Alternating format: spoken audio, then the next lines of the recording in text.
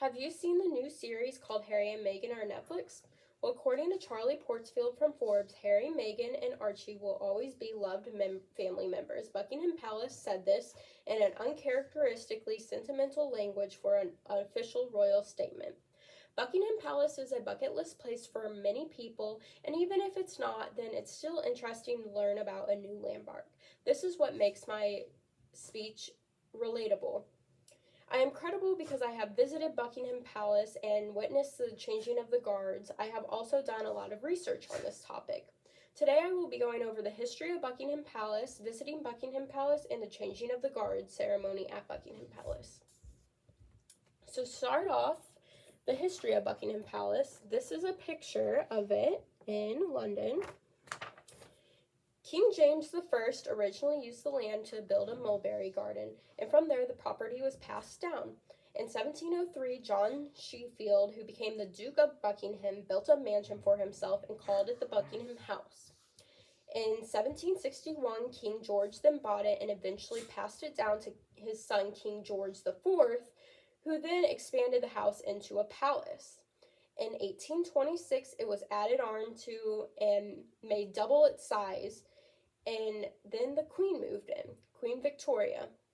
There were 3 wings, but she insisted that there needed to be 4 wings because she needed more bedrooms. So they then renovated and added on a 4th wing. From there, things were added on throughout the years, but the main 4 wings stayed the same. Things were updated and added, such as forecourts, gates, and railings. Today, Buckingham Palace is the headquarters to the royal family. Many people work at Buckingham Palace and do all the ceremonial and political duties around the UK. There are actually 775 rooms in Buckingham Palace, and some of these rooms are offices, bedrooms, gathering spaces, bathrooms, and even more. There are actually 78 bathrooms in Buckingham Palace. According to Evelyn Mule, if you want to live like a royal, you'll need 1.3 billion euros or 1.6 American dollars for Buckingham Palace alone. Moving on to visiting Buckingham Palace, according to Amanda Foreman, every summer the Queen Elizabeth II opens the staterooms of Buckingham Palace to the public. While the Queen has now passed, Buckingham Palace plans to stay open for this summer and maybe even for free. According to Nicola Schulman, should the monarchy survive the death of the Queen, Prince Charles has declared that on his accession, he will throw open Buckingham Palace to the public for free.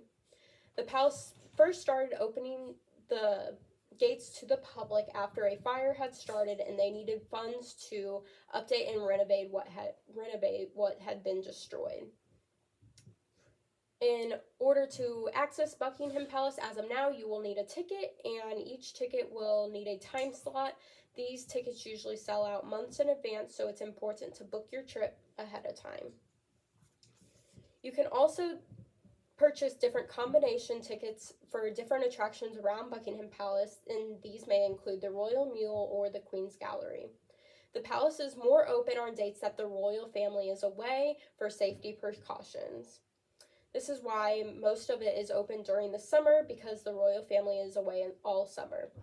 More than 15 million tourists visit Buckingham Palace a year, and some of the rooms that are known to visit are staterooms that are not used, the throne room, the grand staircase, and many rooms filled with art pieces. However, if you don't want to visit the inside of Buckingham Palace and pay, then you can still visit the outside and take pictures and experience the changing of the guard ceremony for free. So then this takes me to the changing of the guard ceremony. Here's a example of a ceremony and the guards coming into duty. The changing of the guards happens at Buckingham Palace, where the King's Guards change and hand over responsibilities and duties to the new guards coming into their shift. This happens for the public to watch every day of June and July, and every Monday, Wednesday, Friday, and Sunday from August to May, and it happens every day at 11 p.m. and 11 a.m., and people can line the roads to watch the ceremony. It is seen by millions of people across the world every year. The guards that are coming into duty are called the Foot Guards, and they are all come from different regiments, including the Grenadier Guards, the Coldstream Guards, the Scott Guards, the Irish Guards, and the Welsh Guards. They can be told apart by the color of their plume and where it is worn on their bearskin, which is their hat. And they can also be told apart by the color of their badges and their shoulder badge.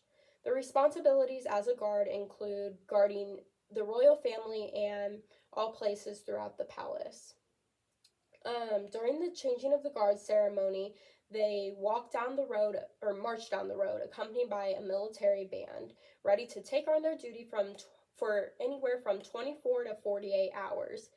Most of their duties include a 2-hour shift on duty and then a 4-hour shift off of duty.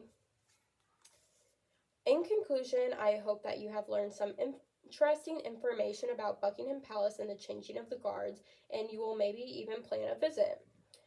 I'm sure that you have not felt like a royal through this speech, but hopefully that you will get to experience it one day and see for yourself of what it might be like to get a taste to live like a royal.